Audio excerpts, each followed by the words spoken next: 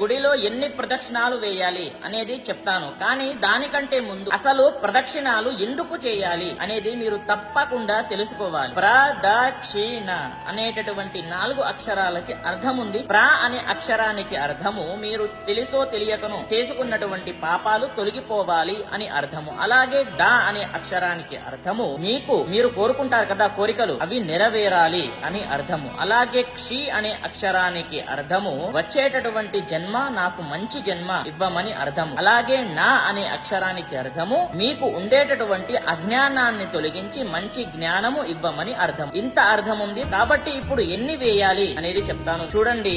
ఎప్పుడైనా సరే భగవంతుడు మీరు ఎన్ని ప్రదక్షిణాలు వేశారు అనేది చూడడు, ఎంత మనస్సు పెట్టి వేశారు అనేది చూస్తాడు. కాబట్టి నేను చెప్పేది ఒకటే, మీరు ఓన్లీ 3 ప్రదక్షిణాలు చేయండి, మనస్సుతోని చేయండి. అడుగులో అడుగు పెట్టుకుంటూ స్వామి వారి నామస్మరణ చేసుకుంటూ